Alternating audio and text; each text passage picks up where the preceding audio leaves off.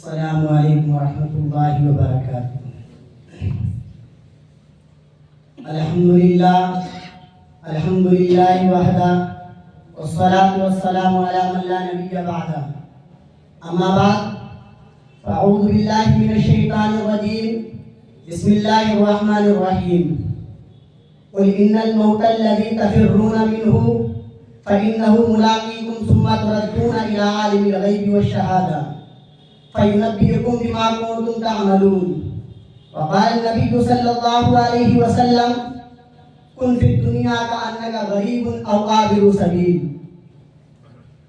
پیام مرگ سے اے دل تیرا کیوں دم نکلتا ہے، پیام مرگ سے اے دل تیرا کیوں دم نکلتا ہے۔ مسافر روز جاتے ہیں یہ رستہ یوں ہی چلتا ہے۔ مومن کبھی ہوتا نہیں موت سے خائف، مومن کبھی ہوتا نہیں موت سے خائف۔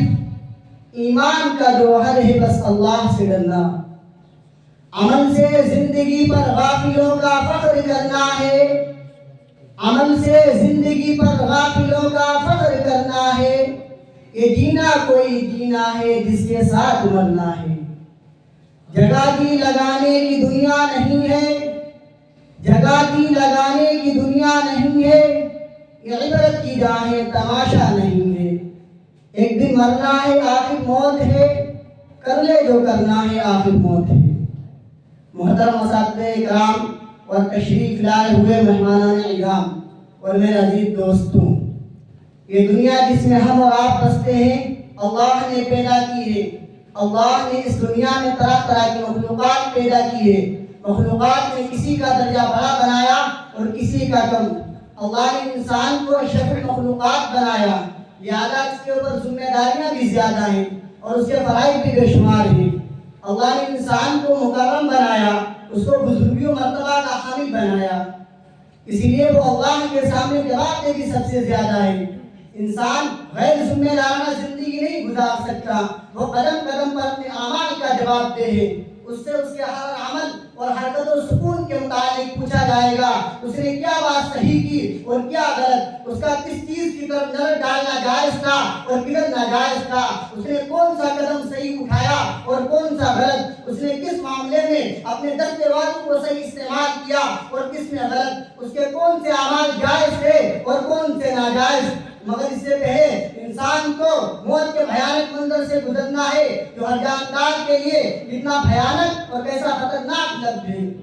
موت سے ہر شخص بھاگتا ہے، بچہ ہو یا جوان، بوڑھا ہو یا بوڑھی، مرد ہو یا عورت، جھوپڑیوں میں رہنے والا ہو یا کوٹھیوں میں، دیہاتوں کا رہنے والا ہو یا شہروں کا، مسافر ہو یا مقیم، موت کے اس طرف گھوٹ کو کوئی پینا گوارا نہیں کرتا، موت کی آواز کوئی سننا نہیں چاہتا، مگر اس کے باوجود موت ہر ایک کے پاس آتی ہے۔ کبھی تو ماں کی گود میں آتی ہے اور ماں کی آرزو کو ہاتھ میں ملا کر رکھ دیتی ہے، اور کبھی بے بھرپور جوانی میں آتی ہے، ہزاروں کی تمناؤں پر پانی پھیر دیتی ہے، اور کبھی یہ بڑھاپے میں آتی ہے۔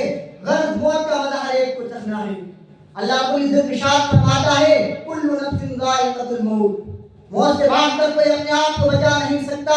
قرآن اعلان کرتا ہے قل ان الموت الذی تفرون منہ فانہ ملاقیکم۔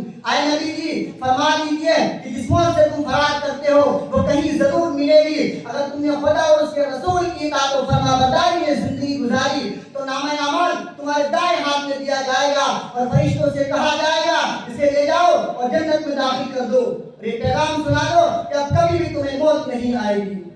اور اگر تم نے خدا اور اس کے رسول کے قانون کو توڑ کر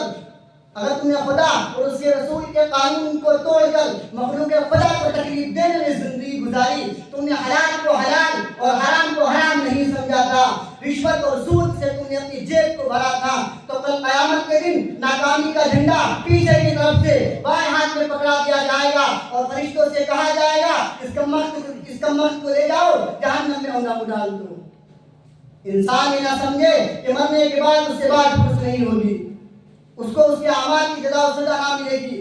دنیاوی زندگی آخرت کی زندگی ہے، اس کے بعد کوئی زندگی نہیں۔ اگر کوئی شخص یہ سوچتا ہے تو وہ غلط سوچتا ہے، اگر کوئی شخص یہ سوچتا ہے تو وہ غلط سوچتا ہے، وہ بہت بڑے دھوکے اور فریب میں مبتلا ہے۔ یہ فریب کسی کسی اور نے اس کو نہیں دیا، یہ دھوکہ کسی اور نے اس کو نہیں دیا، وہ خود اپنے آپ کو دھوکہ دے رہا ہے، وہ خود اپنے آپ کو دھوکہ دے رہا ہے۔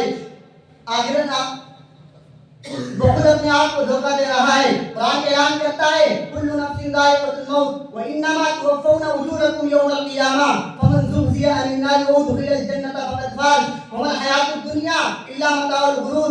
موت کا مزہ ہر ایک کو چکھنا ہے۔ اللہ کل قیامت کے دن تمہارے اعمال تم کو پورا بدلا دیا جائے گا، بس جو شخص جہنم سے بچا لیا گیا اور جنت میں داخل کر دیا گیا وہ پورا کامیاب ہوا۔ دنیاوی زندگی دھوکے کی پونجی کے سوا کچھ نہیں۔ وما علینا الا البلاغ۔